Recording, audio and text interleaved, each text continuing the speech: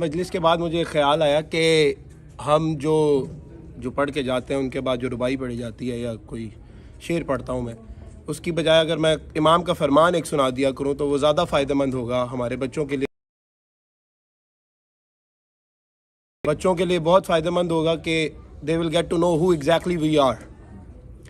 کیونکہ میں اپنے نقطہ نظر رکھتا ہوں روایتی مجلس ایک دوسری چیز ہے اور جو تعلیمات محمد و آل محمد ہیں وہ اس میں ہوتی ہیں، میں نہیں کہتا کہ نہیں ہوتی، لیکن ایک جو ہم بچوں کو فرامین کی طرف لائیں گے تو اس سے وہ زیادہ محظوظ ہوں گے اور زیادہ جانیں گے کہ اہل بیت حقیقت میں فرماتے کیا ہیں اور چاہتے کیا ہیں ہم سے.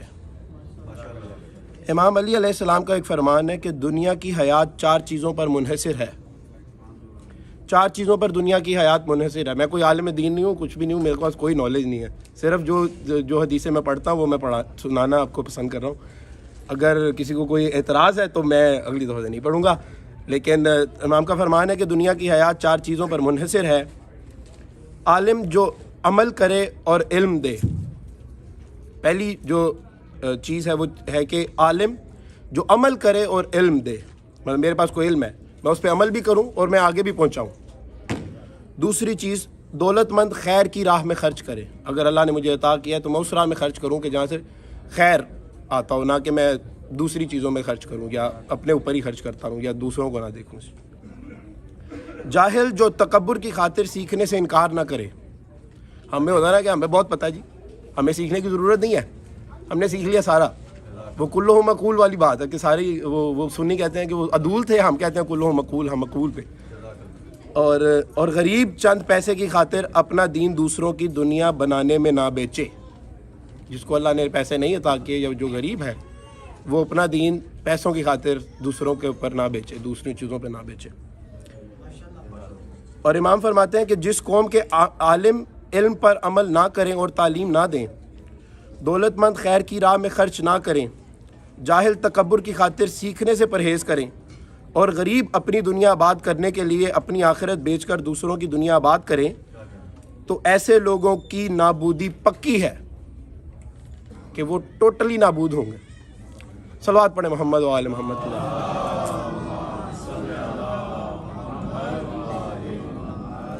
اب میں گزارش کروں گا عدنان بھائی سے کہ وہ آئیں اور مولا کی بارگاہ میں اپنا نذرانہ عقیدت پیش کریں. صلوات محمد و آل محمد. اللہم صلی علی محمد و آل محمد.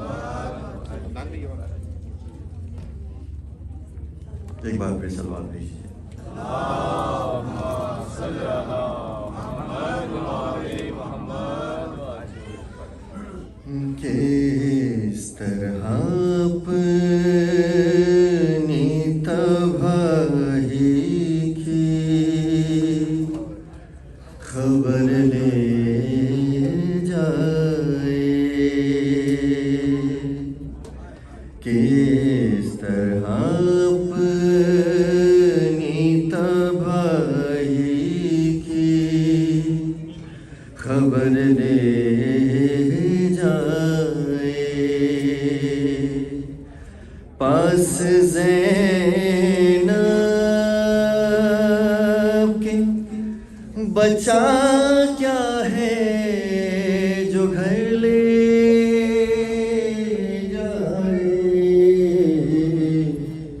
کس طرح اپنی بھائی کی خبر لے جائے. لے گئی باپ کا سایہ تو سروں سے ان کے، لے گئی باپ کا سایہ تو سروں سے ان کے. اب یتیموں کو ہوا چاہے جدھر لے جائے.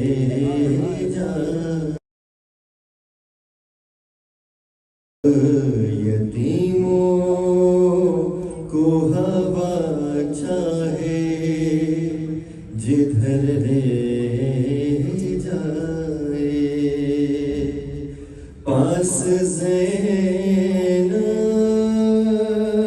के बचा क्या है जो घर ले जाए, किस तरह अपनी तबाही की खबर ले जाए। पाँव जख्मी है तो राहों में है पत्थर कांटे, पाँव जख्मी है तो राहों में है पत्थर कांटे, जाने आबिद को कहाँ तक ये सफर ले जाए, पास ज़ैनब के बचा क्या है जो घर ले जाए, किस तरह अपनी तबाही की खबर ले जाए। बोली होंगी अली अकबर को सजा कर ज़ैनब।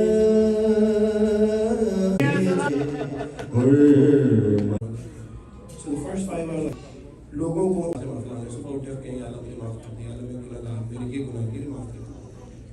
इमाम अली अलैहि सलाम need God to be your overseer. हमेशा खुदा को हमेशा नाज़िर जानिए कि हमारे साथ है, खुदा हमेशा हमारे साथ है, खुदा हमेशा हम पे देख रहा है, हमारे हम पे नजर रखे। चौथी चीज जो इमाम फरमाते हैं, note that the while its consequences are long and everlasting. फरमाते हैं कि गुनाहों की लज्जत लज्जत में गिरते जाएंगे और गिरते ही चले जाएंगे, उसका जो अजाब है वो हमेशा।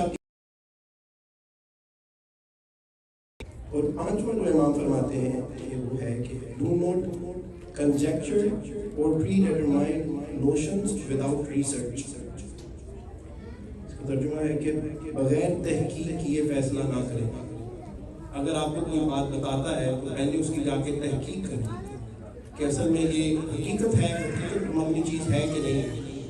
और अगर तहकीक किए बगैर आप अगर आगे कोई बात फैलाते हैं तो जैसे कि मोरल वैल्यूज़ में आता है कि ये मंसूर शिराजी साहब से गुजारिश करूँगा कि वो आए हमारी बारगाह में अपना नजराना हकीकत पेश करें। सल्लल्लाहु पढ़े मोहम्मद व आले मोहम्मद।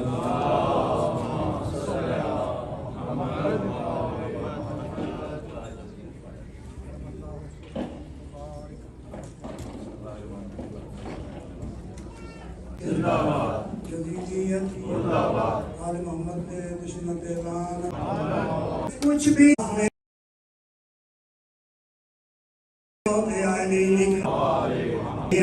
अली अली अहले अकीदत की मोमिन जितनी भी मुश्किलें थी सब आसान हो गई, घबरा के जब भी हमने पुकारा अली अली अली नाराए सलात में कुछ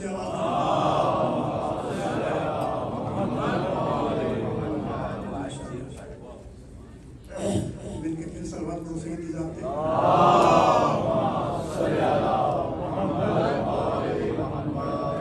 सरकारे दो आलम मोहम्मद मुस्तफ़ा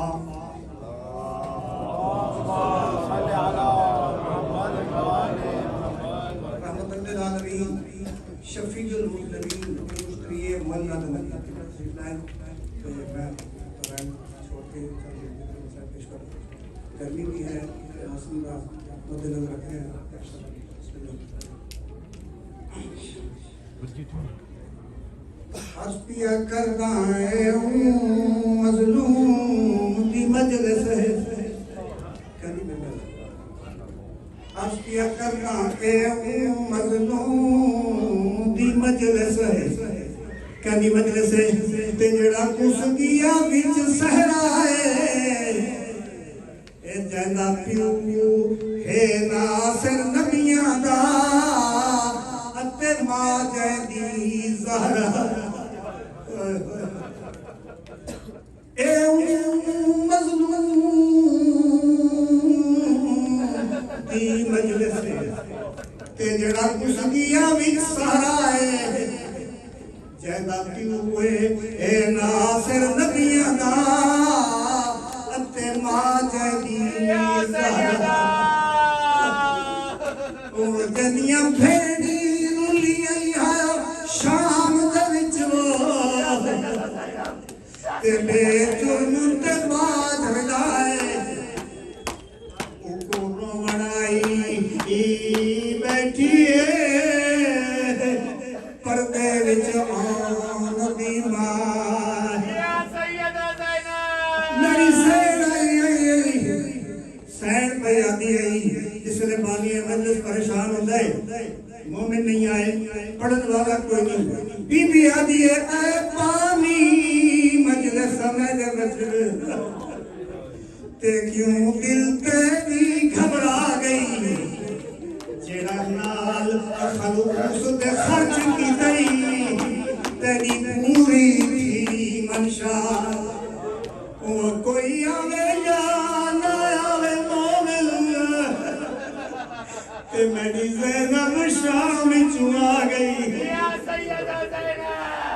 بے درد زمانہ کیا جانے کیوں جو جڑ جو میں زہرا گئی بی بی آلی کتھا کتھا رواں من دریا تے رواں میں تنوراں دیاں کلیاں تے رواں گلے گری بسم اللہ دعوی دی دعوی مسلمانہ سیدہ نوبی تحفے پیش کی دل میں کیا کرا بڑے اختصار میں مسائل پڑھنا ہے ایک یہ نوبان پڑھ کے میں پر چھوڑنا ہے مسلمانہ سیدہ نوبی تحفے دعوی دی دعوی کو پیش کی پہلا تحفہ مسلمانہ سیدہ نے پیش کی آئے شمع مہینہ ہے سجاد پھوٹیاں نو زیور پوانی تا میں آپ پوا اس لئے میری سین روار میں لٹھائے میری سینوں میں ویلا لٹھا دیکھ کر دیئے اکبر دیا پوچھوئی میں دیوا زیور جنو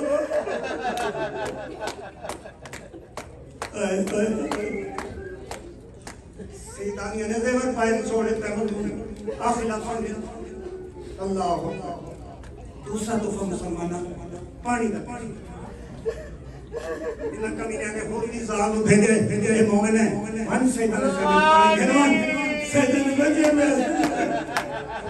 ہوتی زال ہے یہ پانی نہ جاؤں جا کے میری سین کو دی سین پانی پی گئی میری سین زینب نے کہ دیئے یہ دا حسین کی امیر دنیا تو گرے دیا دا بھوکا تو سر دور میں کی میں پانی پیوں میں پانی نہیں پیوں میری سین دیکھ کے دی سکینہ میرے قریب آ سکینہ تو پانی پی اماں کی ساری تا پیاس کر پیا آئے سکینہ حسین دیو دیئے رات کو سوتی تھی تو دکھ جاتے تھے کہاں آئے رات کو سوتی تھی تو دکھ جاتے تھے کہاں جب تلک زندہ رہی سونے سے کا لگا کے آئے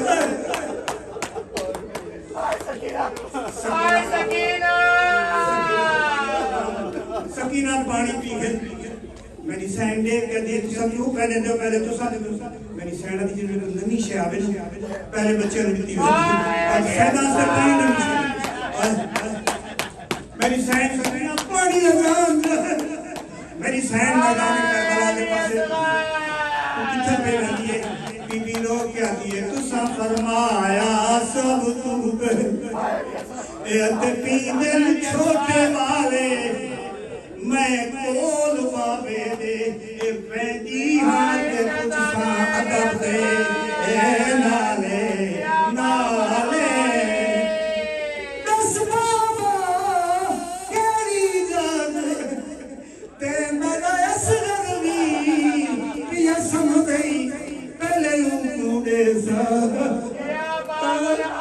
پہلے اونڈے سا اول آپ پیسا کیوں چھوٹی عمر وچالے وچالے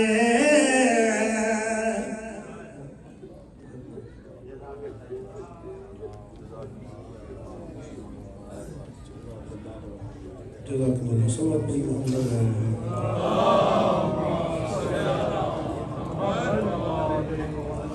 I'll be very quick with 5 more values said by Imam Ali alayhi salam, and then I'll hand over to Maulana. Imam alayhi salam said, do not allow backbiting of someone to occur in your presence. That's what we do a lot. So do not allow backbiting. And the 7th thing that I'm going to say is, Imam said is, give charity and don't peek into other wallets. Be courageous. Point number 8 is, be courageous. That will once be on you.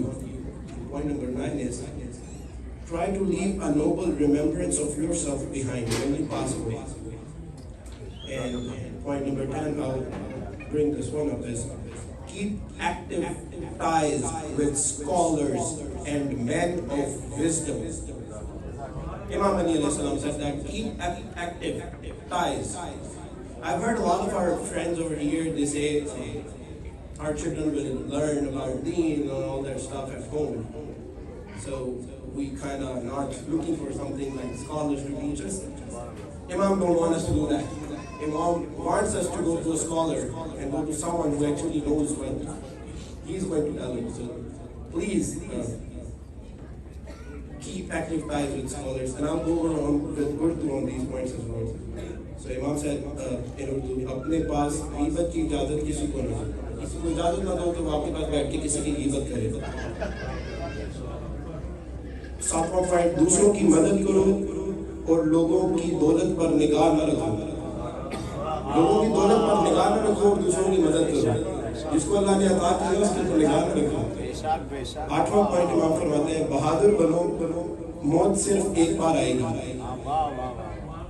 اور امام 2 point میں فرماتے ہیں کہ کوشش کرو موت کے بعد خوش نام رہو. موت کے بعد کی جو زندگی ہے وہ اصل زندگی ہے. تو ابھی کے اعمال جو ہم یہاں پہ کریں گے وہی ہمیں آگے خوشی کی خبر دیں گے, ادروائز ہم وہاں پہ خوش نام نہیں رہیں گے. تو امام فرماتے ہیں کہ موت, کوشش کرو موت کے بعد خوش نام رہو. اور آخری 11واں پوائنٹ جو امام فرماتے ہیں, میں نے اس کو 10واں پوائنٹ اسکپ کیا تھا, علم و عمل, علماء اور دانش مندوں سے رابطہ رکھو. اگر ہم یہ 10 پوائنٹ کریں گے تو انشاءاللہ ہم اس دنیا میں کامیاب ہوں گے امام کی نظر میں. باقی جو میرے پاس 23 پوائنٹس, ریمیننگ 13 پوائنٹس ہیں انشاءاللہ اپنی مجالس میں آپ کے سامنے پیش کروں گا. کوشش کروں گا کہ میں اس کو برقرار رکھ سکوں. صلوات پڑھیں محمد و آل محمد.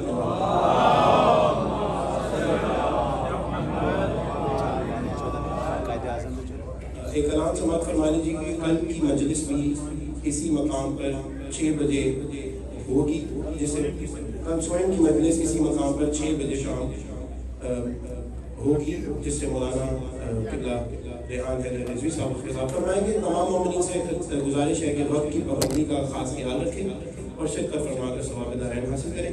اور آخر میں دعا ہے کہ پروردگار مجھے اور آپ کو, ہم سب کو, یہ جو 10 پوائنٹ میں نے آپ کے سامنے پیش کیے ہیں, جو عمل پیرا ہونے کی اور ان کو اپنے ساتھ باندھ کے رکھنے کی توفیق عطا فرمائے. صلوات پڑھیں محمد و آل محمد.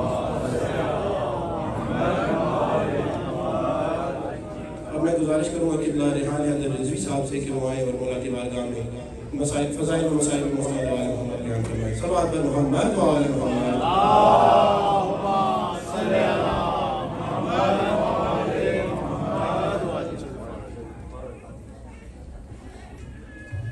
محمد و آل محمد صلوات.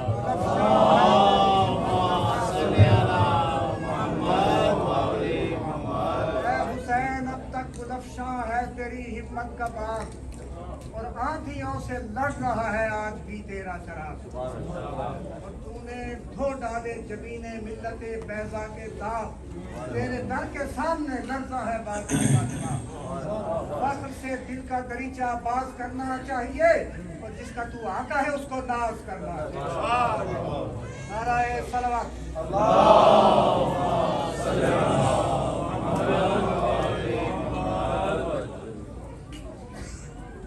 إن الله وملائكته يصلون على النبي يا أيها الذين آمنوا صلوا عليه وسلموا تسليما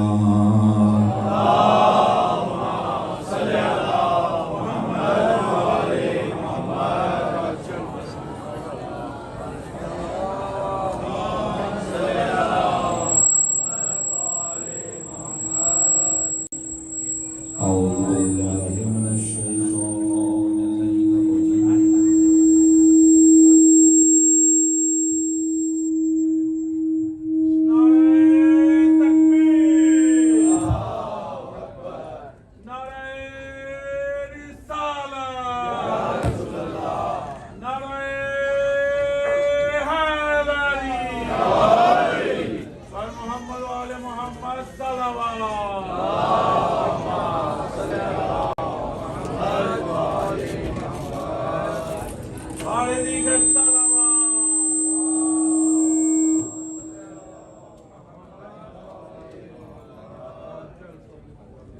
نعرہ تکبیر نعرہ رسالت نعرہ حیدری حسینیت حسینیت یزیدیت یزیدیت اور محمد و آل بیت محمد صلوات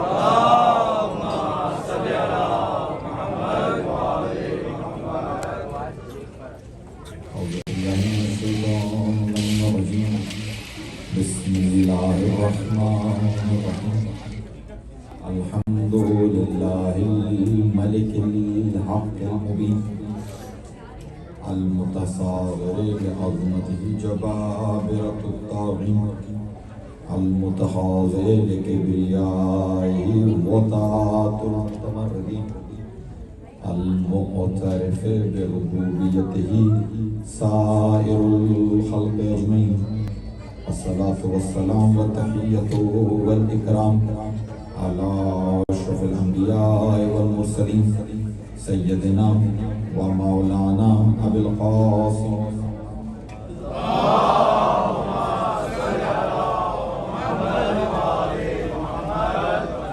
وأهل بيت الطيبين الطاهرين المعصومين المظلومين ولعنة الله على أعدائهم أجمعين من يومنا هذا إلى يوم الدين سلام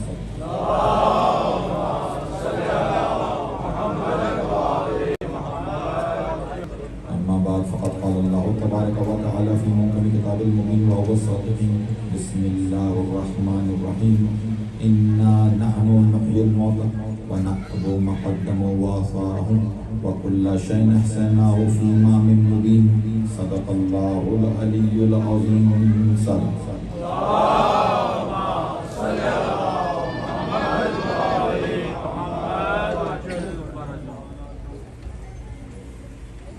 امام مبین کے عنوان سے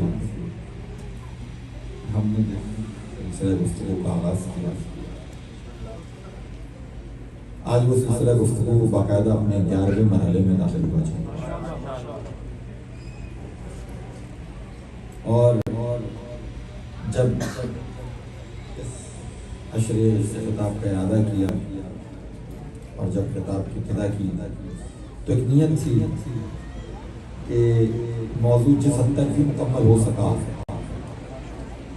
جہاں تک بھی پہنچ سکا 10 دن تک وہ پہنچے اور پھر انشاءاللہ یہ تھا کہ آخر کی 2 مجالسیں وقت کے امام کے حضور میں ہدیہ کریں گے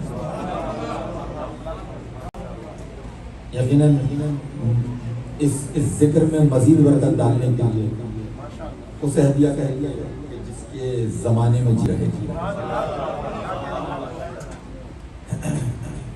یعنی حقیقت یہی ہے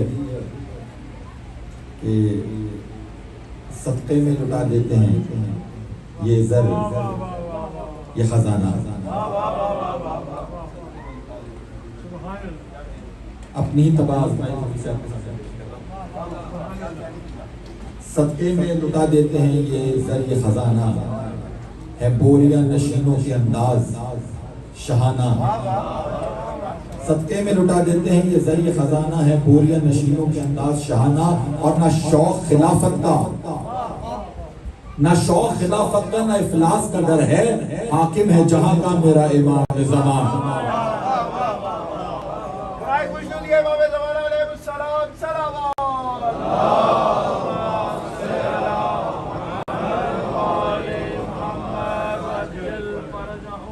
اذان مغرب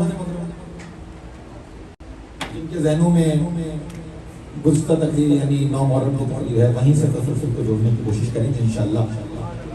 ہم نے امامت کے باب میں گفتگو اور سفر کو طے کرتے ہوئے اس آیت سے استفادہ کیا عالم نے حضرت آدم کی خلافت کا ذکر کیا، وہیں سے انشاءاللہ اور کوشش کریں گے کہ ہم غیبت کے فلسفے سے اور امام زمان سے متصل ہونے کی کوشش کریں. وَإِذْ قَالَ لِلْمَلَائِكَةِ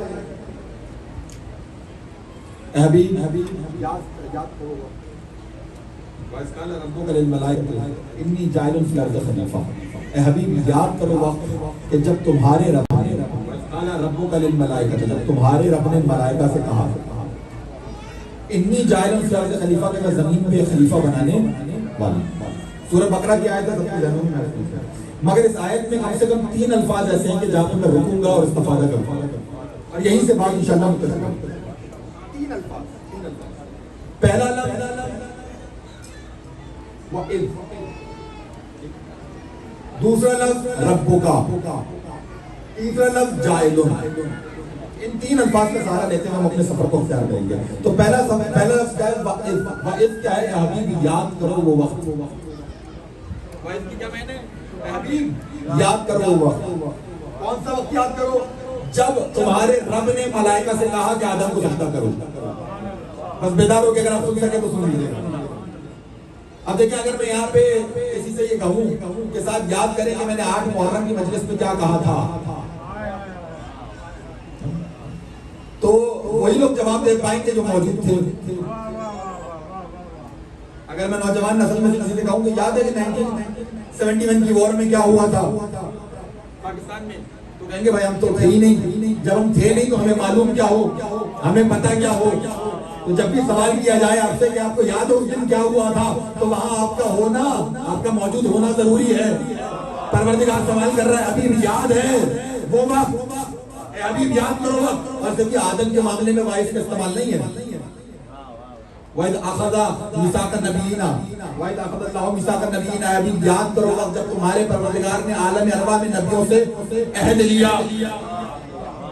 وَإِذْ ابْتَلَىٰ إِبْرَاهِيمَ رَبُّهُ. ابھی یاد کرو وقت جب ابراہیم کا امتحان لیا ابراہیم کے رب نے.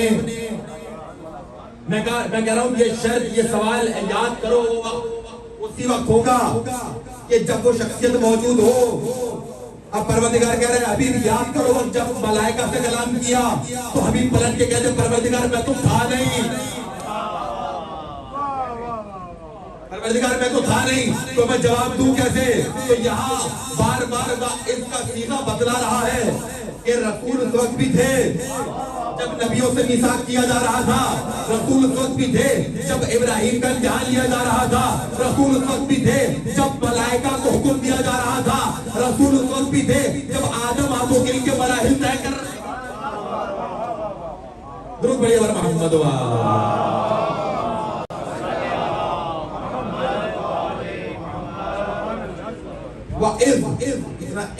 اتنا اہم لفظ ہے. دوسرا لفظ میں نے کیا کہا جس کو رکھنا ہے ربو کا. ربو کا کہ میں نے کیا ہے تمہارا رب. ابھی یاد کرو وقت تمہارے رب. لیکن یہاں پر انداز تخاطب یہ بھی ہو سکتا ہے کہ تم کے رب. وَإِذْ ابْتَلَىٰ إِبْرَاهِيمَ رَبُّهُ. حبیب یاد کرو وقت جب ابراہیم کے رب نے یعنی ان کے رب نے ان کا امتحان لیا. یہاں پہ رب کو بھی ہو سکتا تھا. حبیب یاد کرو وقت کہ جب ملائکہ کے رب نے. تھوڑی سی بات مشکل ہو رہی ہے، بات کو سمجھانے کی کوشش کرتا ہوں. ٹھیک ہے، ایک واقعہ بیان ہو رہا ہے نا ماضی کا، اور ملائکہ کے رب نے اگر کہہ دیا جاتا تو کوئی بات غلط نہیں ہوتی. ابھی یاد کرو وقت جب ملائکہ کے رب نے ملائکہ سے کہا کہ سجدہ کرو, معنی میں کوئی فرق نہیں پڑتا, مگر یہاں پہ خصوص کہا گیا کہ ابھی یاد کرو وقت ربوں کا جب تمہارے رب نے کا صیغہ اس لیے استعمال کیا ہے کیونکہ یہاں حبیب کو مخاطب کیا گیا, سرکار کو مخاطب کیا گیا, گویا سرکار کی امت کو مخاطب کیا گیا.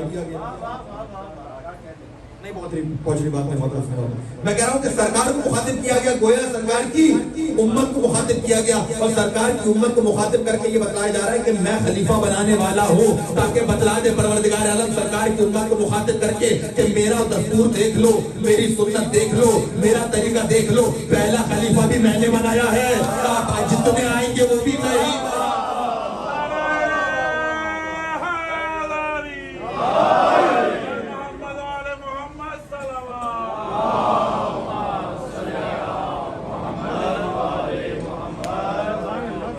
دو الفاظ پہنچ گئے, وَإِذْ پہنچ ربوں کا.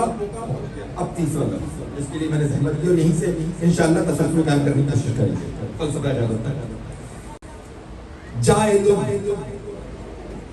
جائلٌ مستقبل کا سبب. کوئی ترجمہ آپ مجھے نہیں دکھا سکتے جہاں پہ پروردگار نے یہ کہا ہو کہ میں نے خلیفہ بنا دیا. تھوڑا میرا ساتھ دیجیے گا, یہی نقطہ, یہ وہ پروٹیکل پوائنٹ ہے جہاں سے میں نے کنیکٹ کرنا ہے. کہیں آپ مجھے نہیں دکھا سکتے جہاں پروردگار نے ملائکہ سے کہا کہ میں نے خلیفہ بنا دیا. اچھا یہ جاری کا صیغہ بھی نہیں کہ میں خلیفہ بنا رہا ہوں, ان میکنگ ہے, نہیں, یہ مستقبل کا صیغہ ہے, میں بنانے والا ہوں. انی جاعل فی الارض خلیفہ, میں زمین پہ خلیفہ بنانے والا ہوں, یعنی ابھی بنے نہیں ہیں, ابھی خبر دی جا رہی ہے, توجہ ہے, ابھی خبر دی جا رہی ہے کہ میں بنانے والا ہوں. جب خبر دی جا رہی ہے میں بنانے والا ہوں تو پروردگار بنیں گے کب؟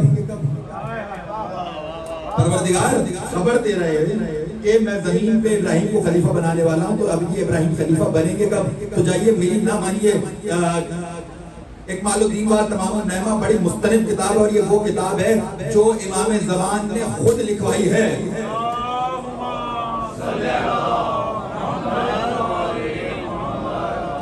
کمال الدین و تمام النعمہ یہ وہ کتاب ہے کہ شیخ صدوق کو خود انسٹرکٹ کیا ہے امام زمان نے کہ ہماری غیبت پہ ایک ایسی کتاب لکھو کہ ہماری غیبت کو انبیاء کی غیبتوں سے ثابت کر سکو. توجہ رکھیے گا, اس کتاب کے مقدمے میں یہ جملہ لکھا اور یہ روایت موجود ہے کہ جب پروردگار عالم نے ملائکہ سے کہا ہے نا کہ خلیفہ بنانے والا ہوں, تو پھر 700 سال انتظار کیا ہے. درود پڑھیے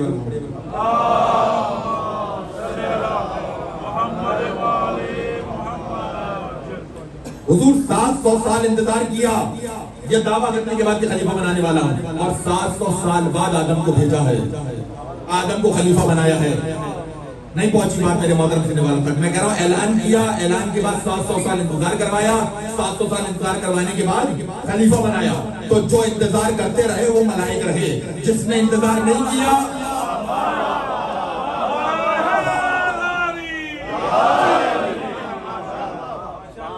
روایت کا میں ذمہ دار, جو انتظار کرتے رہے وہ ملائک رہے, جس نے انتظار نہیں کیا وہ ابلیس بن گیا, وہ ملعون ہو گیا.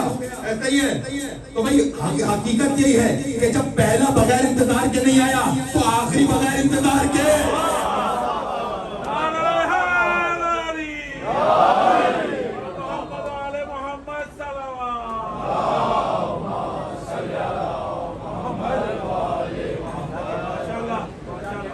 یہ لطف انتظار سمجھ میں آ رہا ہے, یہ انتظار کی اہمیت سمجھ میں آ رہی ہے. دیکھیں انتظار کا لطف اپنا, انتظار کا لطف اپنا ہے. یعنی ذرا سوچو کہ روز اٹھو اور یہ سوچ کے اٹھو کہ زمانے کا امام موجود ہے, تمہیں دیکھ رہا ہے, تمہارا نامہ اعمال روز کی بنیاد پر اس کے سامنے پیش ہو رہا ہے, اور روز تیار ہو اس چیز کے لیے, کیا پتہ آج ظہور کر جائیں. یہی نا کہ ہمیں روز کی بنیاد پہ تیار رہنا ہے, کیا پتہ کب ظہور کر جائیں. تو جب تک یہ لطف انتظار باقی رہے گا تب تک کردار پاک رہے گا.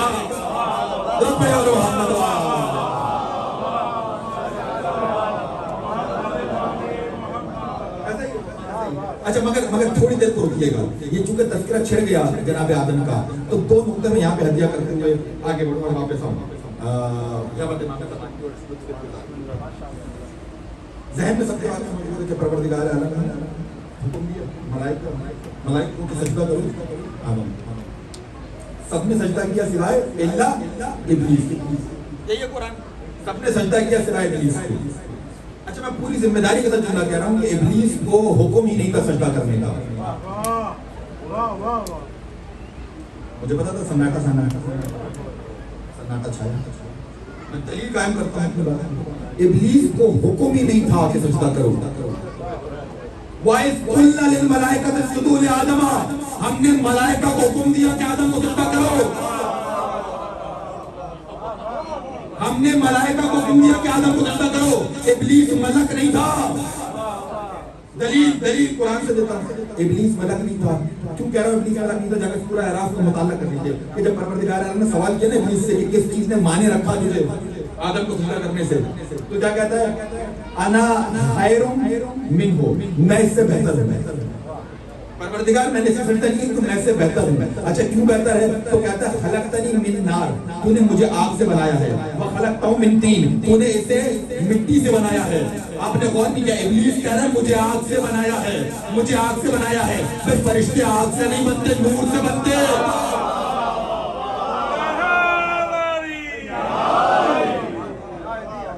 اور چلو میری نہ مانو، میں تو قرآن پہ بات کر رہا ہوں۔ سورہ کہف میں اعلان کر دیا کانا من الجن، یہ ابلیس جنوں میں سے تھا، ابلیس جنوں میں سے تھا، تو ابلیس کو حکم نہیں تھا۔ میں قرآن لے کے ساتھ چل رہا ہوں، آیتوں کی آپ کے سامنے جو ہے وہ ترتیب میں نے بچھا رکھی ہے۔ کس کو حکم تھا؟ ملائکہ کو حکم تھا، ابلیس کو حکم نہیں تھا۔ تو پروردگار جب ابلیس کو حکم نہیں تھا تو نکالا کیوں؟ تھوڑا میرا ساتھ دے سکتا ہے، جب ابلیس کو حکم نہیں تھا تو نکالا کیوں؟ جب ابلیس کو حکم نہیں تھا تو لعنت کیوں؟ جب ابلیس کو حکم نہیں تھا تو رجیم کیوں؟ جب ابلیس کو حکم نہیں تھا تو اس سے بچنے کا حکم کیوں؟ عدو مبین بنا دیا، کھلا دشمن۔ ٹھیک ہے، تو بھئی ہوا کیا یہ سمجھ لیجیے آج، اور آج یہ فیصلہ ذہن میں بٹھا کے دیکھیے ہوا کیا؟ ہوا یہ کہ ابلیس ملک نہیں تھا، میں نے آیتیں پیش کر دی، یہ جن تھا، مگر بڑا عبادت گزار جن تھا، اور ایسا جن تھا کہ ملک میں یعنی فرشتوں میں ہو کے رہتا تھا، فرشتوں میں مل کے رہتا تھا، فرشتوں میں اٹھتا بیٹھتا تھا، فرشتوں کے ساتھ مل کے عبادت کرتا تھا، اور ایسی عبادت کرتا تھا کہ فرشتوں کو بھی معلوم نہ ہو پایا کہ یہ ہم میں سے نہیں ہے۔ تھوڑا ساتھ دے دے۔ حقیقت یہی ہے، فرشتوں کو بھی معلوم نہیں ہو پایا کہ یہ ہم میں سے نہیں ہے، مگر ایک دن پروردگار عالم نے خلافت الہیہ کا اعلان کیا اور کہا کہ ہم اپنا خلیفہ بنانے والے ہیں، اپنی طرف سے خلیفہ بنانے والے ہیں۔ جیسے ہی خلافت الہیہ کا اعلان ہوا، جو دل میں چھپا ہوا نفاق کا نکل کے باہر،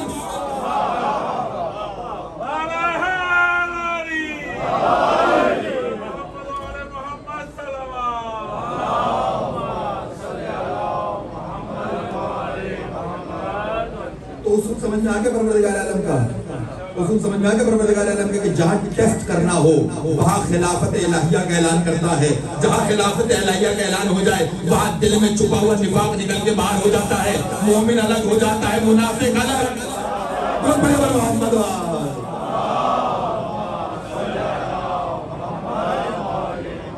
ایسا ہی ہے، میں قرآن کو دلیل بنا رہا ہوں، میں نے کوئی روایت پیش نہیں کی آپ کے سامنے، کوئی تاریخ نہیں پڑھی میں نے آپ کے سامنے، میں قرآن لے کے چل رہا ہوں آپ کے سامنے۔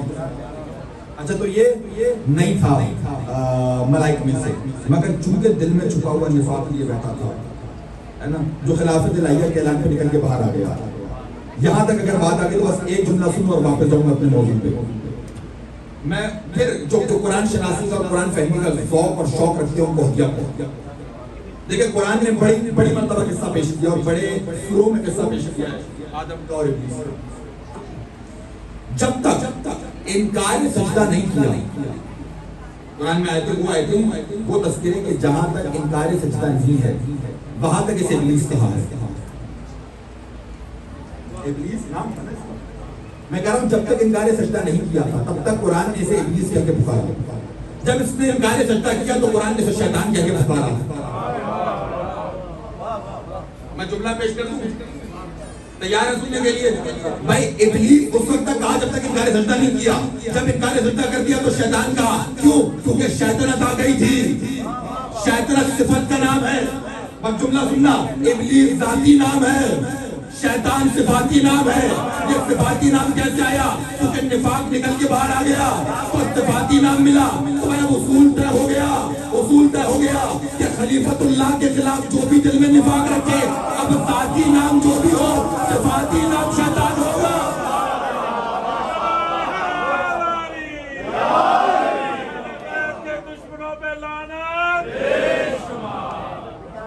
एक मतलब बुलंदर सलावत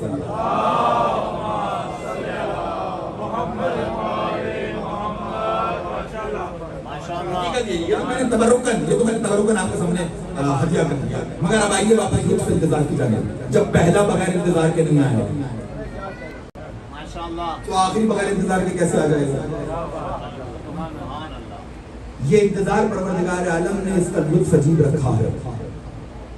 सूरह आल इमरान में नबियों से अहद किया, वइद अखज़ल्लाहु मिसाक़न नबिय्यिना लमा आतैकुम मिन किताबिन व हिकमतिन। नबियों से अहद लिया कि जब हम तुम्हें किताब और हिकमत देके जमीन पे भेज दें, सुम्मा जाअकुम रसूलुन मुसद्दिकुन लिमा माअकुम, तो उसके बाद मेरा एक नबी आएगा जो मुसद्दिक होगा, वो तस्दीक करने वाला होगा। सूरह आल इमरान पेश कर रहा हूं 81-82 आयत के निशान में। एक मेरा रसूल आएगा जो हर उस चीज की तस्दीक करेगा। तमाम हम क्या कह दिया जा रहा है? जो हर उस चीज की तस्दीक करेगा जो तुम अपने साथ लेकर आए हो। ना तो मिनुन्ना बिही, देखो उस पे ईमान लाना, वला तंसुरन्नहु, और सिर्फ ईमान लाने से काम नहीं होगा बल्कि उसकी नुसरत भी करना और उसकी नुसरत भी करना। काला अकररतुम व अखज़्तुम अला ज़ालिकुम इसरी, कहो क्या तुम सब इकरार करते हो, अहद करते हो और इस बोझ को खुद उठाने के लिए तैयार हो? कालू अकराना, सबने कहा इकरार करते। काला फशहदू व अना माअकुम मिनल शाहिदीन, का गवाह रहना, परवरदिगार कह रहा है गवाह रहना और मैं तुम्हारे साथ साथ गवाह रहूंगा। और अब इसके बाद क्या है सुनिए, 82 जिसका निशान है, फमन तवल्ला बादा ज़ालिका फउलाइका हुमुल फासिकून। और अगर कोई इस अहद के बाद, ये वादा करने के बाद अगर कोई नबी फिर गया तो वो नबी नहीं होगा, फासिक हो जाएगा। दो तकाज़े, एक मेरा जो मुसद्दिक नबी आने वाला है उस पे मान लाओ, दूसरा मेरे मुसद्दिक नबी की नुसरत करो अगर वो मुश्किल में आ जाए। अगर नहीं किया तो फासिक हो जाओगे। तो जिस नबी की मुश्किल में मदद ना करने से नबी नबी ना रहे, उम्मत क्या खाक उम्मत रहे।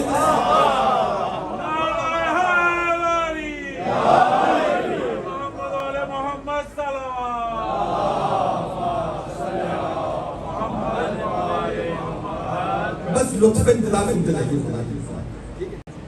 अब अहद ले लिया आलम अरवाह, तमाम नबियों से अहद ले लिया, सबने उस नबी में मान लाना, सबने उस नबी की नुसरत करनी है। अब अगर काफिया बंदी के अंदाज में, अगर थोड़ा सुखनवरी के अंदाज में, सुखनवरी के रंग देके आपके सामने मंजर कशी करूं, कुछ ऐसी होगी कि समझिए कि आदम आए और आदम आके उस आने वाले नबी को तलाश करते रहे।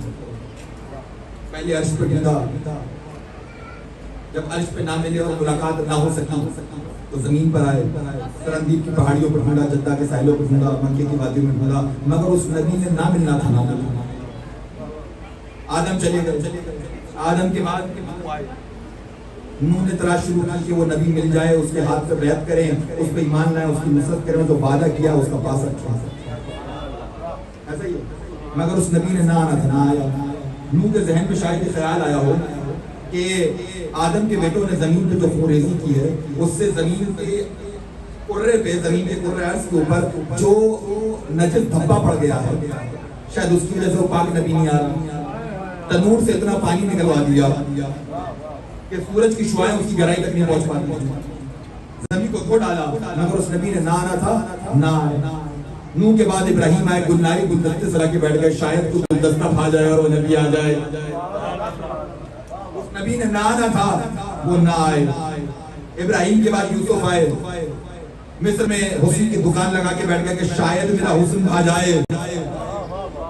उस नबी ने ना आना था, ना आए। मूसा आए, एक हाथ में यद बैसा, एक हाथ में असा लेके ढूंढते रहे कि शायद वो नबी मिल जाए। जब खुशकी पे ना मिला तो एक मर्तबा दरिया को हटा हटा के देखा, उस नबी ने ना आना था, ना आए।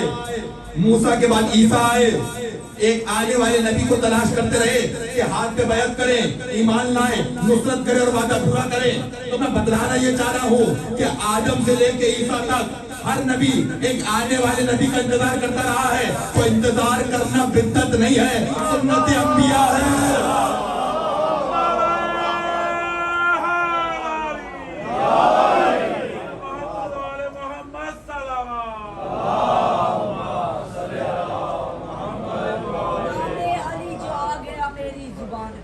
جبریل مسکرانے لگے آسمان پر.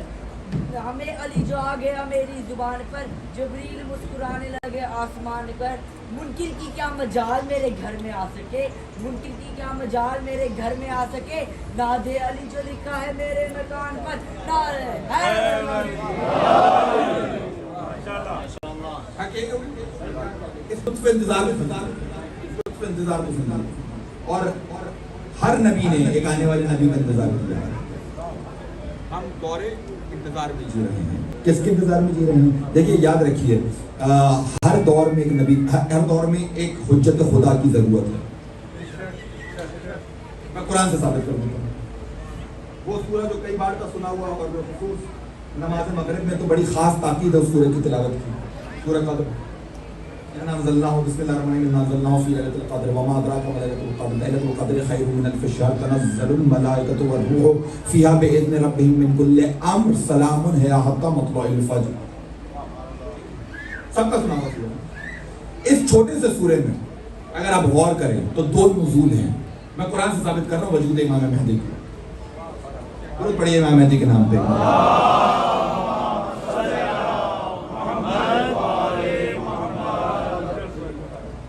دو نزول اس ایک سورے کے اندر، ایک ماضی کا نزول ہے، ایک جاری کا نزول ہے. باتیں مشکل نہیں ہو رہی. میں کہہ رہا ہوں ایک ماضی کا نزول ہے، ایک جاری کا نزول ہے. ماضی کا نزول مطلب ہم نے اسے نازل کر دیا، ماضی کا صیغہ انا انزلناہ، ماضی کا صیغہ. ایک جاری کا نزول ہے تنزل الملائکۃ، یہ ہے جاری کا نزول. ہم نازل کرتے ہیں اور نازل کرتے رہیں گے.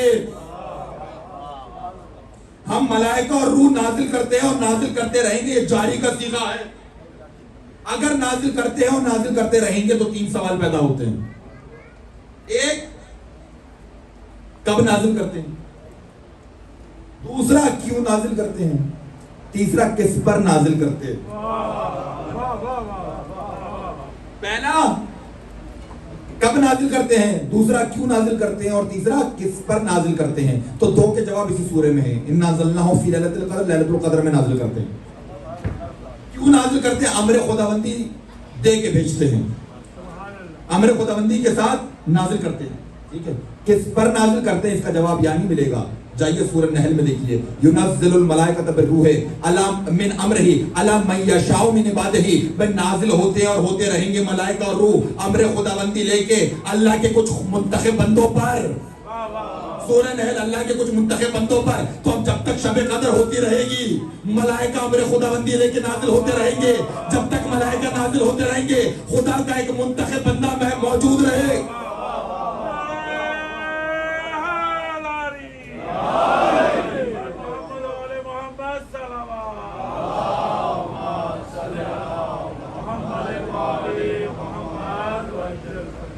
اور اس دور کے منتخب خدا کو کیا کہتے ہیں؟ امام عصر والزمان.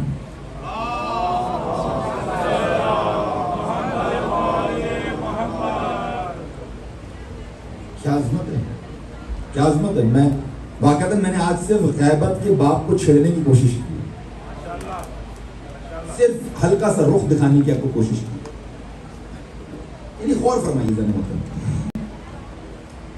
چلیں میں غیبت کیسے سمجھاؤں آپ کو. غیبت کو سمجھنے کے لیے نا ذرا سا فلسفہ غیب و شہود سمجھیے گا میرے سے. تھوڑا مشکل فلسفہ ہے، مثال کے ذریعے بات کو آسان کریں گے، امید نوجوان تک پہنچے گی. فلسفہ غیب و شہود کیا ہے؟ ہر وہ چیز جسے پہچان سکتے ہو وہ تمہارے لیے شہود ہے. ہر وہ چیز جسے نہیں پہچان سکتے وہ تمہارے لیے غیب ہے. آپ کے لیے ذرا میرا ساتھ دیجیے گا، میں مثال قائم کر رہا ہوں. آپ کے لیے منظر شہود، کان کے لیے آواز شہود، مگر آگ کے لیے آواز غیب. آگ کے لیے منظر شہود ہے مگر آواز غیب ہے. وہ ہے یہی نہ اسی عالم میں ہے. آواز بھی اسی عالم میں ہے جس عالم میں منظر ہے, جس عالم میں خوشبو ہے. ٹھیک ہے, کان کے لیے خوشبو شہود, آواز غیب. زبان کے لیے ذائقہ شہود, خوشبو غیب. کان کے لیے آواز شہود, ذائقہ غیب. بھئی کیوں غیب؟ کیونکہ کان پہچان نہیں سکتا ذائقے کو. بھئی جو کان کو قدرت دی ہے پروردگار عالم نے, جو کان کو استعداد دی ہے, وہ کیا ہے کہ یہ صرف آواز کو پہچانے گا, آنکھ صرف منظر کو پہچانے گی, ناک صرف خوشبو کو پہچانے گی, زبان صرف ذائقے کو پہچانے گا. اگرچہ یہ ساری چیزیں ہیں ایک ہی عالم میں, اسی عالم میں. جس عالم میں منظر ہے اسی عالم میں خوشبو ہے, اسی عالم میں ذائقہ ہے, اسی عالم میں احساس ہے. مگر آنکھ صرف منظر کو پہچانتی ہے, آنکھ صرف منظر کو پہچانتی ہے. چونکہ آنکھ صرف منظر کو پہچانتی ہے, اس کے لیے آنکھ کے لیے منظر شہود ہے اور باقی چیزیں غیب ہیں. کان صرف آواز کو پہچانتا ہے, اس لیے کان کے لیے آواز شہود ہے, باقی چیزیں غیب ہیں. زبان صرف ذائقے کو پہچانتی ہے, اس لیے زبان کے لیے ذائقہ شہود ہے, باقی چیزیں غیب ہیں. تو بس جملہ سن لینا کہ غیبت امام زبان کیا ہے. غیبت امام زبان یہ نہیں ہے کہ ہم امام کو دیکھ نہیں سکتے, بلکہ دراصل غیبت امام زبان یہ ہے کہ اگر اس دور میں نظر آ بھی جائے ہم پہچان نہیں سکتے.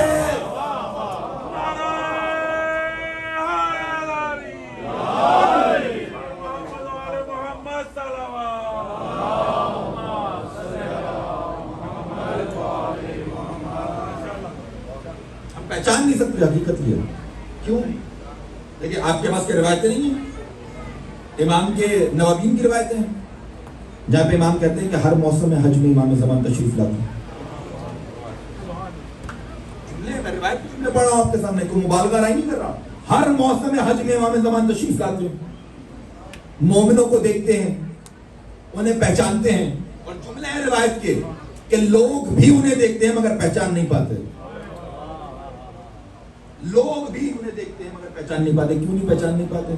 کیونکہ آنکھ پہ حب ذات کا چشمہ ہے, آنکھ پہ حب مال کا چشمہ ہے, آنکھ پہ حب اولاد کا چشمہ ہے. جب اتنے چشمے آنکھ پہ لگے ہوئے ہوں گے تو امام زمان کیسے نظر آئیں گے؟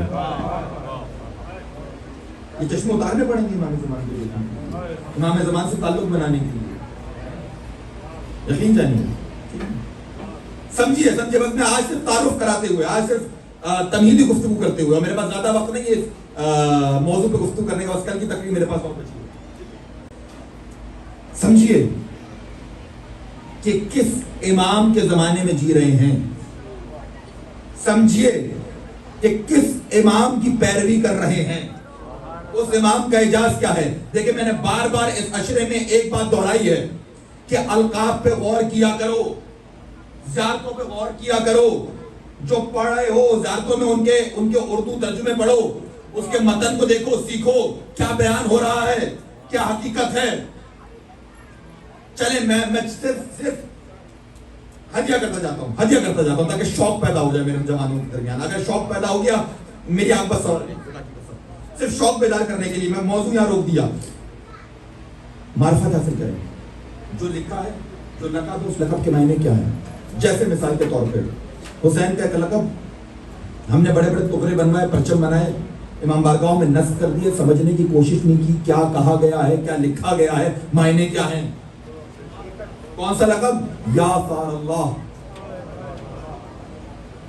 کیا معنی اصل میں؟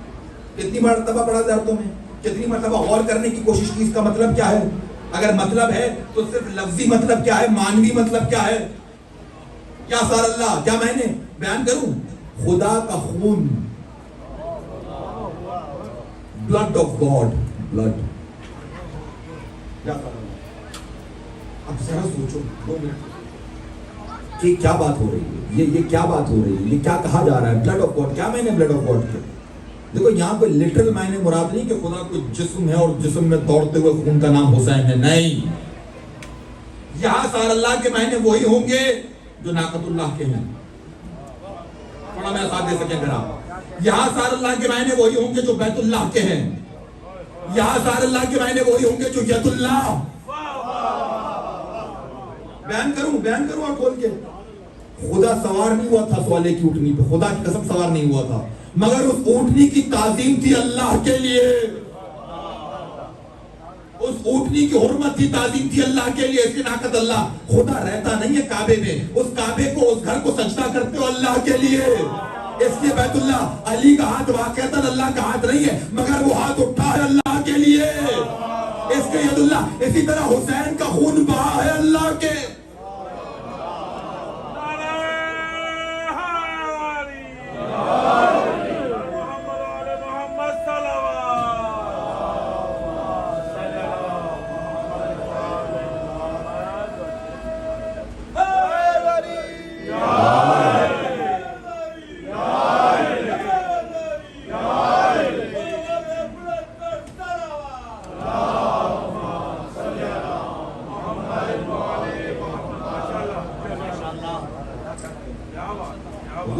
کوشش یہ کرتا ہوں کہ کم سے کم جملوں میں، کم سے کم وقت میں بات کو ڈیلیور کرنے کی کوشش کریں، کیونکہ ہم نے علماء کرام سے یہ سنا ہے اور ہم نے تفسیروں میں یہ دیکھا ہے، جس کتاب کو نہج البلاغہ کہتے ہیں، جانتے ہیں اس نہج البلاغہ کہتے ہیں کیوں؟ فصاحت یہ ہوتی ہے کہ کلام میں بڑی بڑی باتیں کی جائیں، بلاغت یہ ہوتی ہے کہ بڑی بڑی باتیں کم الفاظ میں کی جائیں، درود پڑھیے اور محمد و آل محمد۔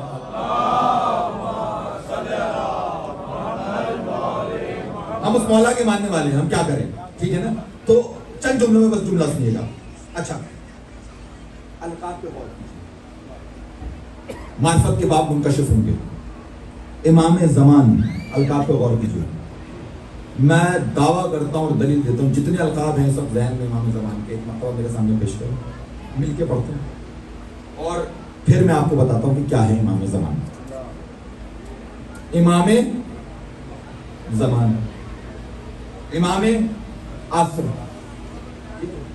صاحب الزمان، صاحب عصر، ولی عصر، ولی زمان، یہی سارے القاب ہیں میرے مولا کے۔ آپ نے غور کیا ہی نہیں، امام پہلے ہے، زمان بعد میں ہے، اسی میں معرفت ہے۔ ولی پہلے، عصر بعد میں ہے، صاحب پہلے ہے، زمانہ بعد میں ہے، پہلے امام ہے، پہلے ولی ہے، پہلے صاحب ہے، بعد میں عصر ہے، بعد میں زمان ہے۔ توجہ ہے، جملہ عصر حجیہ کر دوں، پہلے امام، پھر زمان یا پھر عصر۔ اور قرآن نے کیا کہا؟ وَالْعَصْرِ إِنَّ الْإِنسَانَ لَفِي خُسْرٍ، پہلے زمانہ پھر انسان، پوری انسانیت کے لیے پہلے زمانہ پھر انسان، اکیلا میرا امام زمان، پہلے امام پھر زمانہ۔ کیوں؟ کیونکہ باقی انسانیت تابع ہے زمانے کے اور زمانہ تابع ہے میرے امام۔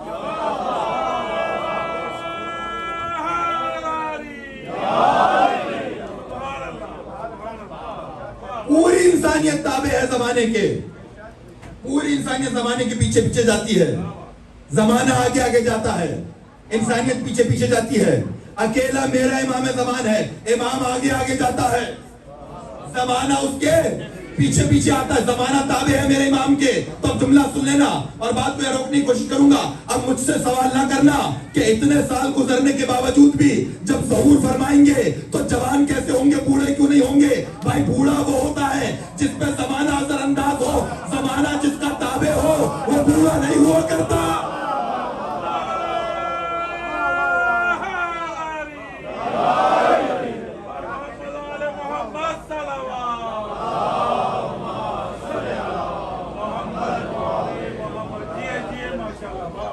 بس ایک جملہ سنیں اور اس کے بعد مسائل کی باتوں میں اس اثر کو سمجھیں، اس زمانے کو سمجھیں، اس وقت کو سمجھیں۔ پروردگار گواہ بنا رہا ہے نا قرآن میں، وَالْعَصْرِ إِنَّ الْإِنسَانَ لَفِي خُسْرٍ، گواہ بنا رہا ہے پروردگار زمانے کو، گواہ بنا رہا ہے اثر کو۔ بڑی اہم چیز ہے زمانہ، بڑی اہم چیز ہے زمانہ، اچھا ہے تو بڑی اہم چیز ہے، اس میں کوئی شک نہیں ہے، بڑی اہم چیز۔ کیوں بڑی اہم چیز ہے؟ کیونکہ ماضی میں بھی اہم تھی، آج بھی اہم ہے۔ ماضی میں میڈیم آف کمیونیکیشن تھی زمانہ یا وقت، میں کہہ رہا ہوں ماضی میں میڈیم آف کمیونیکیشن تھی وقت۔ مثال کے طور پہ پہلے زمانے میں جی پی ایس نہیں تھی، ٹریکنگ نہیں تھی۔ آپ سے اگر پوچھا جاتا اس زمانے یعنی جب جی پی ایس ٹریکنگ وغیرہ کچھ نہیں تھا، کلومیٹرز مائلز نہیں تھے، اگر آپ سے پوچھا جاتا کہ صاحب ورجینیا سے نیو یارک کتنا دور ہے؟ اس زمانے میں اگر پوچھا جاتا تو آپ بتاتے اتنے دن کے فاصلے پہ. فاصلوں کی پیمائش ہوتی تھی دنوں کے حساب سے، وقت کے حساب سے. اتنی بڑی میڈیم آف کمیونیکیشن تھی، پیمائش ہوتی تھی. یعنی مکے سے اگر بصرہ جانا ہے کتنے کلومیٹر کا فاصلہ کوئی نہیں بتا سکتا. ہاں یہ بتا سکتے ہیں کم سے کم 4 دن کا فاصلہ ہے. ایسی پیمائش ہوتی تھی. اچھا مدینے سے کوفہ جانا ہے کتنا فاصلہ؟ کلومیٹر میل میں نہ پوچھو ہم سے، ہمیں دن پتا ہے کہ مدینے سے کوفے میں اتنے دن لگیں گے. یہ بات اگر پہنچ گئی تو نقطہ کر دوں تو اب طے تھا نا کہ اگر کوئی شخص مکے سے آ رہا ہے اپنے شہر واپس تو اتنے دن میں آ جائے گا. اگر دن آگے پیچھے ہوں گے تو کوئی نہ کوئی وجہ ہوگی. ایک مرتبہ علی کی ولایت کا اعلان کیا رسول نے غدیر کے میدان میں. دیکھو ذرا زمانے کو میڈیم آف کمیونیکیشن کیسے بنایا ہے سرکار نے. ایک مرتبہ علی کی ولایت کا اعلان کیا سرکار نے غدیر کے میدان میں. اچھا سرکار اعلان ہو گیا، اب سب کو جانے دیں. 1,40,000 سے زیادہ حاجیوں کا مجمع ہے، جانے دیں. کہ نہیں، ایک کام کرو، خیموں کا نصب کرو، خیموں کا نصب کرو. اچھا کیا کریں یا رسول اللہ؟ 3 دن خیمے نصب کرو، علی کے ہاتھ پہ بیعت کرو، علی کو مبارکباد دو. خدا کی قسم تاریخیں کہتی 3 دن غدیر خم کے میدان میں بخن بخن یا علی کی صدائیں بلند ہوتی رہی. پتہ نہیں کون پہنچا کون نہیں پہنچا. 3 دن غدیر خم کے میدان میں بخن بخن یا علی کی صدائیں بلند ہوتی رہی. یا رسول اللہ ہاتھ پہ اٹھا بھی دیا تھا، زبان سے کہہ بھی دیا تھا. یہ خیمے نصب کرنے کی وجہ سمجھ میں نہیں آئی، یہ 3 دن قافلے روکنے کی وجہ سمجھ میں نہیں آئی. تو جواب آئے گا کہ تم جیسے کم عقلوں کو سمجھ میں آئے گا بھی نہیں. اس زمانے میں اس دور میں وقت تھا میڈیم آف کمیونیکیشن. جو گیا تھا مکہ سب کو معلوم تھا اس تاریخ کو لوٹ کر آئے گا. اب ہر کوئی آیا ہے کم سے کم 3 دن بعد. تو ماں نے بیٹے سے پوچھا ہوگا نا کہاں رہ گئے تھے، بھائی نے بھائی سے سوال کیا ہوگا کیا کر رہے تھے، بیٹے نے باپ سے پوچھا ہوگا کیا کر رہے تھے. سب نے ایک ہی جواب دیا ہوگا، علی کے ہاتھ پہ بیعت کر رہے ہیں.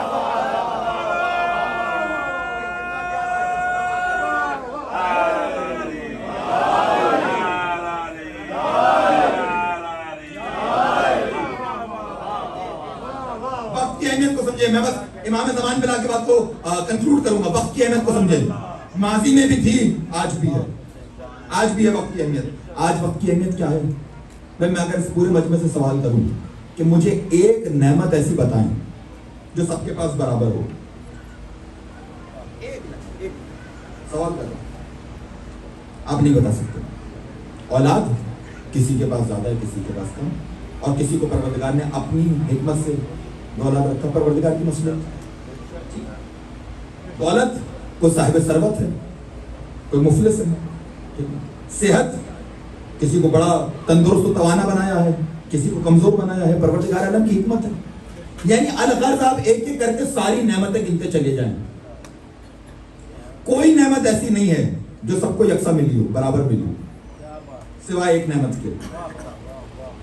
اس نعمت کو وقت کہتے ہیں. اللہ میں تھوڑا سا اگر دے سکیں، اس نعمت کو وقت کہتے ہیں. وقت کہتے ہیں. مجھے آج تک کوئی غریب یہ کہہ کے شکایت کرتا ہوا نہیں ملا کہ میں اس لیے غریب ہوں کیونکہ مجھے دن کے 18 گھنٹے ملتے ہیں. مجھے آج تک کوئی بادشاہ یہ کہتے ہوئے نہیں ملا کہ میں اس لیے بادشاہ ہوں کیونکہ مجھے دن کے 26 گھنٹے ملتے ہیں. یہ ایسی نعمت ہے جو سب کو برابر ملی ہے. حاکم کو بھی دن کے 24 گھنٹے ملتے ہیں، محکوم کو بھی 24 گھنٹے ملتے ہیں، امیر کو بھی 24 گھنٹے ملتے ہیں، غریب کو بھی 24 گھنٹے ملتے ہیں، عالم کو بھی 24 گھنٹے ملتے ہیں، جاہل کو بھی 24 گھنٹے ملتے ہیں. اب یہ تو تمہارے استعداد پہ ہے کہ اس نعمت کو جو سب کو یکساں دی ہے اس کو یوٹیلائز کیسے کرو گے. اگر اس کا صحیح استعمال کرو گے تو جاہل سے عالم بن جاؤ گے، اگر غلط استعمال کرو گے تو حاکم سے مفلس بن جاؤ.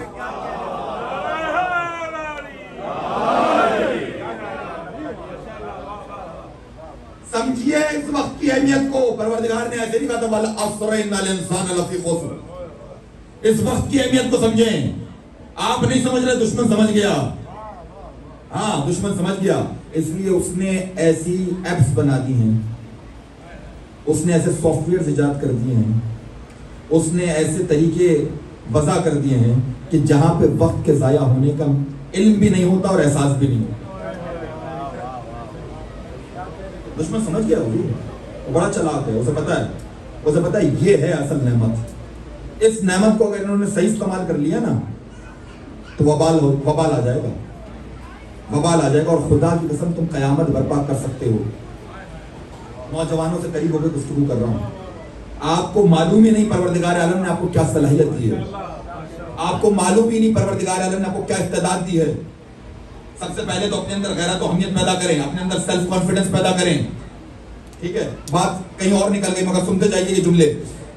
اپنے اندر سب سے پہلے سیلف کانفیڈنس پیدا کیجئے, کیونکہ جو کہنا چاہ رہے ہو اگر وہ کانفیڈنٹلی کہہ سکو گے تو دوسرے کے دل تک پہنچے گی. اور غیرت و اہمیت اور سیلف کانفیڈنس پیدا کرنے کے لیے میں ایک عارف اسلام کا ایک آپ کے سامنے ہدیہ پیش کر دیتا ہوں اور ان کا ایک وطیرہ پیش کر دیتا ہوں. کہتے ہیں ہر فجر کی نماز کے بعد سجدے میں سر رکھ کے 300 مرتبہ کہو لا الہ الا اللہ. کیا کہو بھائی؟ نوجوانوں کی عادت ہے سوال کرنا, انکوزیٹو نیچر ہے, تو پوچھے تو صحیح کہ لا الہ الا اللہ اور سیلف کانفیڈنس کا تعلق کیا ہے؟ بڑا گہرا تعلق ہے. لا الہ کلمہ لا الہ الا اللہ اور سیلف کانفیڈنس کا بڑا تعلق ہے. میں بتاؤں کیا تعلق ہے؟ جب سجدے میں سر رکھ کے کہتے ہو نا لا الہ الا اللہ تو اعلان کرتے ہو یہ سر اتنا سرفراز ہے کہ سوائے اللہ کے کسی اور کے آگے جھک نہیں.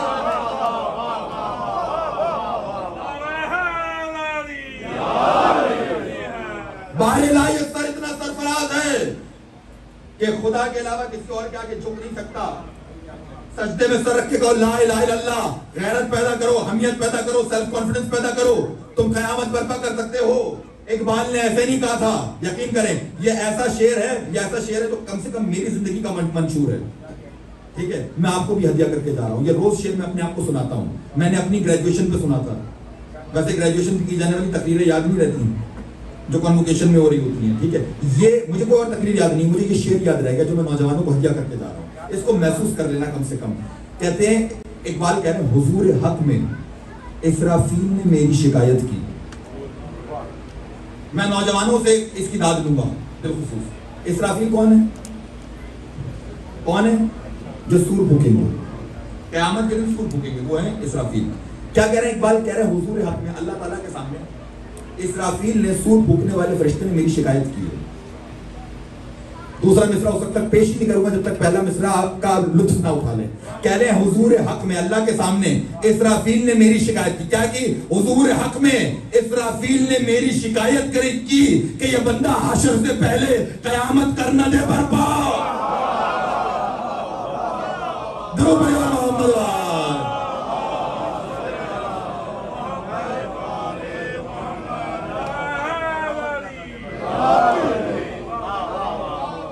تو بس اپنی صلاحیتوں کو پہچانو. خدا کی قسم بہت کچھ کر سکتے ہو, پورا جہان خلق کر سکتے ہو. ٹھیک ہے نا.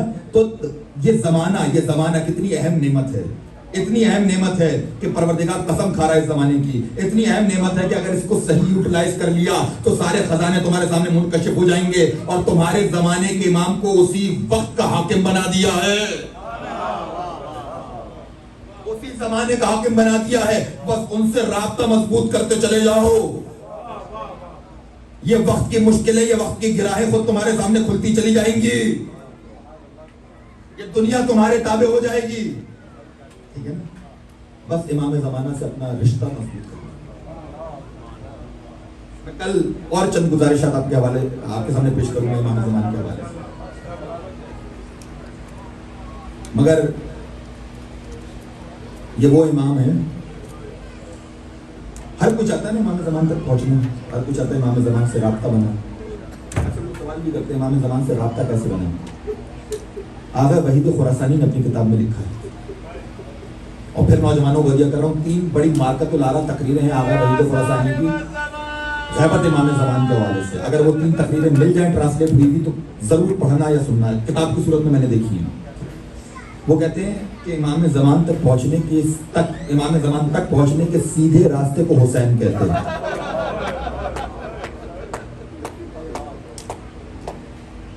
منتقم کربلا ہے نا.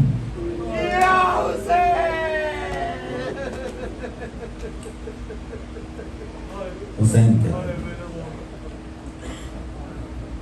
زیارت ناہیہ میں مسائل پڑھے نا اپنے جد کے. مجھے نہیں پتا کہ کیا کیفیت ہوگی امام زمان کی جب وہ زیارت ناہیہ میں یہ جملہ کہتے ہوں گے کہ میرا سلام اس شہید پر کہ جس کے سینے پہ گھوڑے کی ٹاپوں نے اسے پامال کر دیا.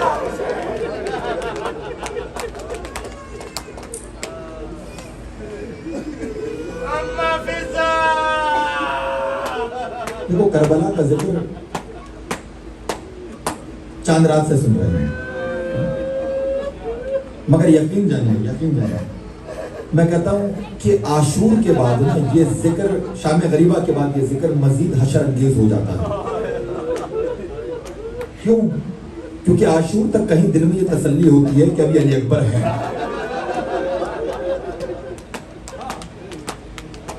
عاشور تک کہیں یہ تسلی ہوتی ہے کہ ابھی عباس زندہ ہے. عاشور تک کہیں یہ تسلی ہوتی ہے کہ ابھی خیمے میں حسین ہے.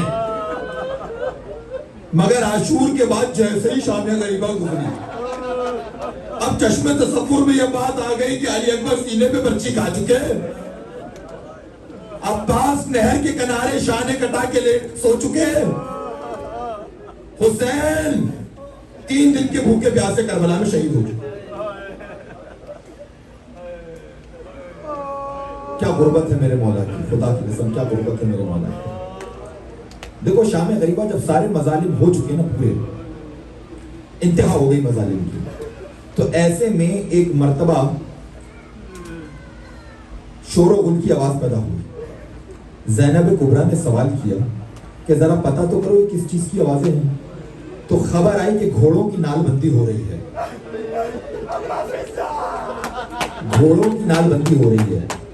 پوچھا گھوڑوں کی نال بندی کیوں ہو رہی ہے؟ کا پسر صاحب کا حکم ہے کہ لاشیں پامال کیے جائیں گے. لاشیں پامال کیے جائیں گے, مقتل میں لاشیں پامال کیے جائیں گے. کہا ایسی نسل سے گھوڑے لاؤ جو سب سے زیادہ بتکے ہوئے ہیں. 20 گھوڑے کھڑے کیے گئے. میں نے مقتل میں دیکھی ہے تعداد, 20 گھوڑے کھڑے کیے گئے. اس سے پہلے کہ پامالی شروع ہوتی, کوئی آگے بڑھا اور اس نے کہا کہ ہور ہمارے قبیلے کا ہے, ہم لاشے کی بے حرمتی برداشت نہیں کر سکتے. ہور کا لاشا اٹھایا لے گئے. کوئی آگے بڑھا, اس نے کہا مسلم نے اوسجا ہمارے قبیلے کا ہے, یہ ہماری توہین ہوگی کہ ہمارے شہید کی بے حرمتی کی جائے, لاشا اٹھایا لے گئے. کوئی آگے بڑھا, چون کا لاشا اٹھایا لے گیا. بس حد تو یہ ہے کہ عباس و علی اکبر تک کے لاشیں اٹھا لیے گئے, مگر ایک لاشا ایسا ہے جس کا کوئی اٹھانے والا نہیں ہے. ایک مرتبہ زینب نے مدینے کا رخ کیا, نانا تیرا حسین,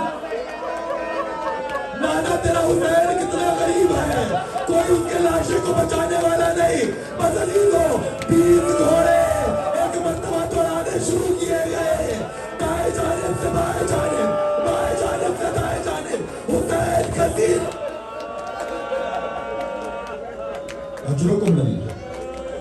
اجرکم اللہ, خدا کسی غم میں نہ روائے سوائے تمہیں حسین کو.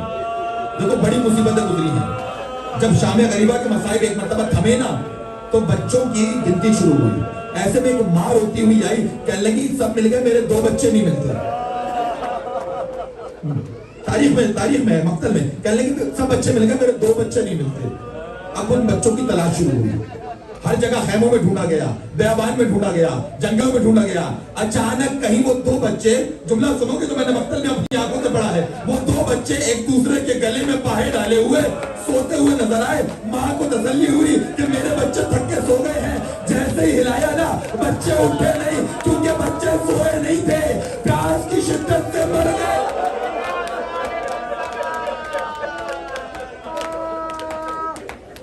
بس عزیزوں ایک مرتبہ حکم جاری ہوا, ایک دفعہ حکم جاری ہوا کہ اہل حرم کو قید کر کے لے جایا جائے گا.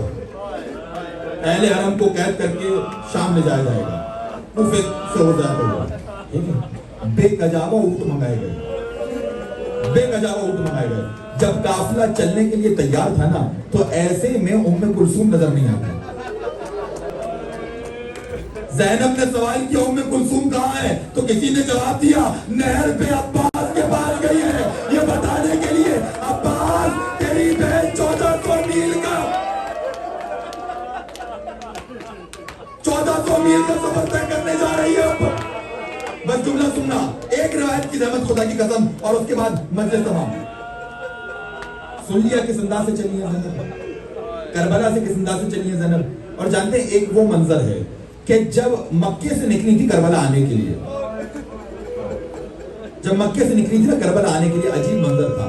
بیان کروں کیا منظر ہے. تاریخ میں روایت ہے کہ جب مکے میں زینب نکل رہی تھی کربلا کی جانب جانے کے لیے تو ایسے میں عباس باہر نکلے، محلہ بنی ہاشم میں عباس گھر سے باہر نکلے، تلوار کو میان سے نکالا، تلوار کو لہرانا شروع کیا، کہے جتنے چھتوں پہ کھڑے ہیں نیچے اتر آؤ.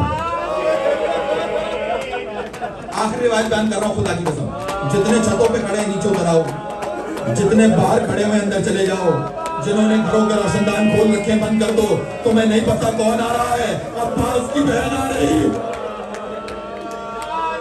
عباس کی بہن آ رہی ہے، عباس کی بہن آ رہی ہے. بس یہ انتظام کرایا اور اس کے بعد چشم فلک لکھتا ہے کہ ایک مرتبہ حسین آئے بہن کو لے کے، حسین آئے بہن کو لے کے، ایسے میں قاسم نے بڑھ کے کرسی رکھی، علی اکبر نے محمل کا پردہ پکڑا، حسین نے زانو خم کیا، ایک مرتبہ بہن کا بازو پکڑا. اس شام سے چلی تھی زینب، اب جا رہی ہے کوفہ اور شام. ساتھ عباس نہیں ہے، ساتھ علی اکبر نہیں ہے، ساتھ حسین نہیں ہے، بازو رسیوں میں بندھے ہوئے ہیں. جہاں قافلہ رکتا ہے وہاں بھی مار کو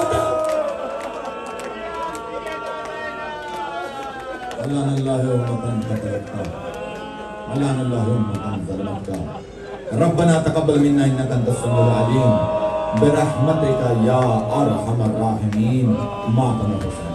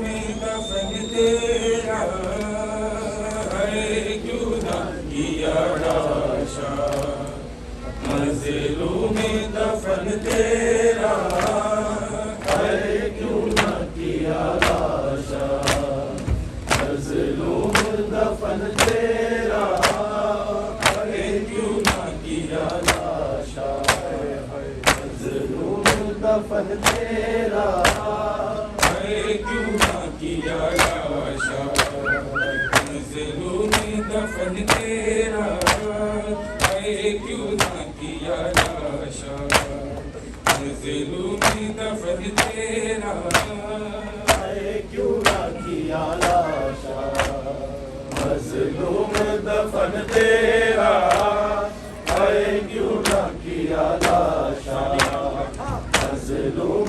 دفن تیرا کیوں نہ کیا لاشا مظلوم دفن تیرا کیوں نہ کیا لاشا مظلوم دفن تیرا کیوں نہ کیا لاشا مظلوم دفن تیرا کیوں نہ کیا لاشا مظلوم دفن تیرا کیوں نہ کیا لاشا مظلوم دفن تیرا کیوں نہ کیا لاشا مظلوم دفن تیرا کیوں نہ کیا لاشا مظلوم دفن تیرا کیوں نہ کیا لاشا مظلوم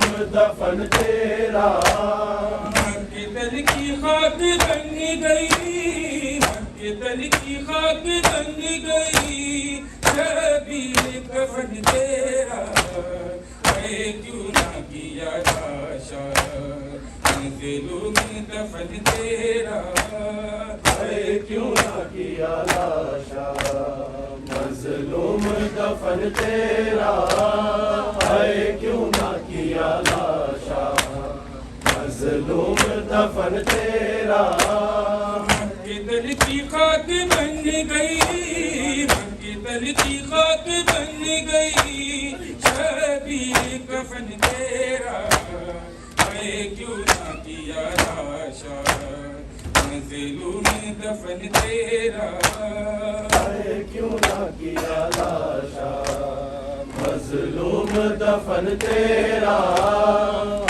کیوں نہ کیا لاشا مظلوم دفن تیرا اب کون بچانے کو آئے گا مدینے سے اب کون بچانے کو آئے گا مدینے سے دور کربلا سے دور کربلا سے شبیر وطن تیرا کیوں نہ کیا لاشا مظلوم دفن تیرا کیوں نہ کیا لاشا مظلوم دفن تیرا کیوں نہ کیا لاشا مظلوم دفن تیرا ایک دل میں کئی لاشیں نکلے ہیں تیرے گھر سے ایک دل میں کئی لاشیں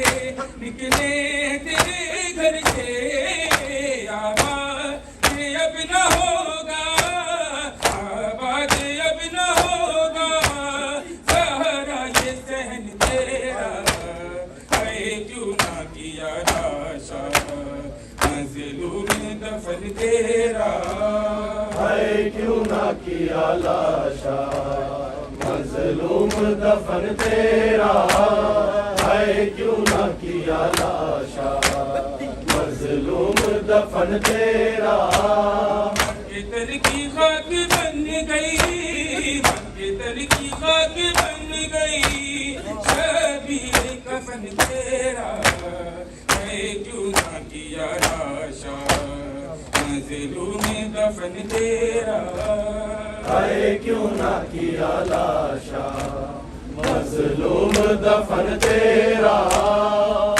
کیوں نہ کیا لاشا مظلوم دفن تیرا شبیر کے لاشے سے آواز یہ آتی تھی شبیر کے لاشے سے آواز یہ آتی تھی ہر زخم سے زیادہ ہر زخم سے زیادہ ہے درد بہن تیرا کیوں نہ کیا لاشا مظلوم دفن تیرا کیوں نہ کیا لاشا مظلوم دفن تیرا کیوں نہ کیا لاشا مظلوم دفن تیرا موقع چیتی کا دن کی اٹھ ڈال لگا مہندی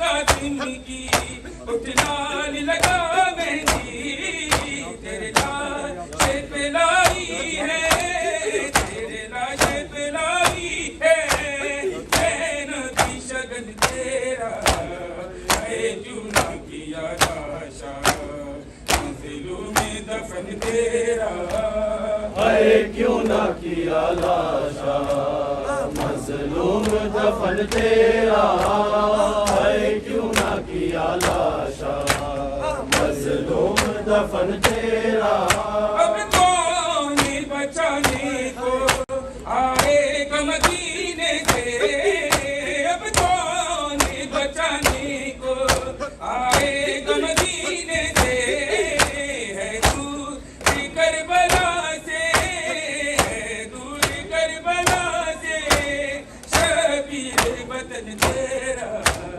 है क्यों ना किया लाशा मजलूम दफन तेरा है क्यों ना किया लाशा मजलूम दफन तेरा है क्यों ना किया लाशा मजलूम दफन तेरा है क्यों ना किया लाशा मजलूम दफन तेरा है क्यों ना किया लाशा मजलूम दफन तेरा है क्यों ना किया लाशा मजलूम दफन तेरा काफिला तैन करता हुआ कागुड़ा हुआ कृष्ण लब बेरिदा लो चला